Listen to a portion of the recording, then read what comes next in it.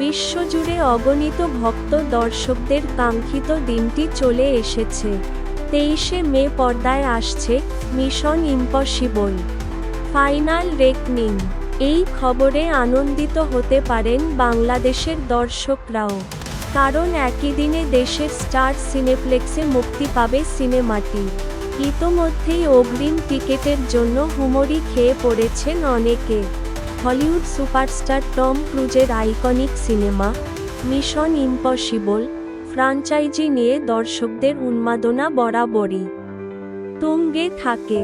এই যাবৎ ফ্রাঞ্চাইজির 7টি সিনেমা মুক্তি পেয়েছে। এবার ভক্তরা মুখিয়ে রয়েছেন সিরিজের 8ম সিনেমা দেখার জন্য।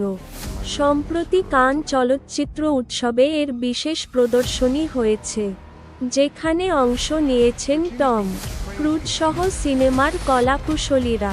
3 বছর আগে কান চলচ্চিত্র উৎসবে টপ গান ম্যাভেরিক নিয়ে যেভাবে উড়াল দিয়েছিলেন, সেই একই কায়দায় আবারও আলোড়ন তুললেন টম ক্রুজ। এবার তিনি নিয়ে এসেছেন ক্রিস্টোফার ম্যাককোয়ারির পরিচালনায় মিশন ইম্পসিবল ফাইনাল রেকনিং। সিনেমাটি এই বছরের কান উৎসবের সবচেয়ে প্রতীক্ষিত হলিউড প্রিমিয়ার হিসেবে দেখা হচ্ছে। সিনেমাটি স্ক্রিনিংয়ের পর কানে 5 মিনিট দাঁড়িয়ে করতালি দেন দর্শকরা।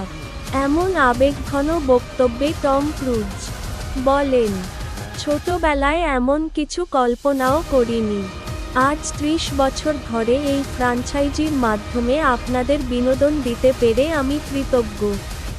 2015 সালের রব নেশন থেকে এই ফ্রাঞ্চাইজির দায়িত্ব নেওয়া ম্যাককোয়ারিকে উদ্দেশ্য করে টম বলেন, তোমার সঙ্গে আরও অনেক সিনেমা করতে চাই। 2023 সালের ডেড রেকনিং পার্ট 1 র সিকুয়েল ফাইনাল রেকনিং কাহিনী ঘোরে বিশ্বব্যাপী ছড়ানো এআই দুর্যোগের আবর্তে, আর সেই চিরচেনা টম ক্রুজ স্টাইলে একের পর এক অসম্ভবকে সম্ভব করার গল্প। এবারের সিনেমার বাজেট প্রায় $300 মিলিয়ন। সিনেমার ট্রেলার প্রকাশের পর থেকেই যেন বক্স অফিসে নতুন ঝড়ের আভাস পাওয়া যাচ্ছে। সেই চোখ ধাঁধানো অ্যাকশন দৃশ্যের ঝলক দেখা গেছে ট্রেলারে। টম ক্রুজ একটি ফাইটার জেট থেকে লাফিয়ে পড়েন এবং পরবর্তী সময়ে তাকে একটি উল্টেপড়া বিমান থেকে ঝুলতে দেখা যায়। এতে আরও রয়েছে একটি ডুবোজাহাজের মধ্যে ভয়ঙ্কর মারামারি দৃশ্য। দেখা যাবে আরও একটি মারাত্মক স্ট্যান্ড যেখানে তিনি একটি বিমান থেকে ঝুলছেন। এমন দৃশ্যের শুটিং কতটা মারাত্মক ও ভয়ঙ্কর ছিল তা নিয়ে এক সাক্ষাৎকারে টম বলেন, যখন আপনার মুখটি ঘন্টায় 120 থেকে 130 মাইলেরও বেশি গতিতে ছোটা কোনো যানের বিমানের অভিমুখে থাকে, তখন বুঝবেন সময়টা আপনার জন্য কতটা কঠিন। কারণ তখন আপনি অক্সিজেন পাচ্ছেন না। তাই এই দৃশ্যটির শুটিংয়ের জন্য আমাকে শ্বাস নেওয়ার বিশেষ প্রশিক্ষণ দিতে হয়েছিল। কাজটি করতে গিয়ে মাঝে মাঝে আমি শারীরিকভাবে অজ্ঞান হয়ে যেতাম। আমি ককপিটে ফিরে যেতে পারতাম না।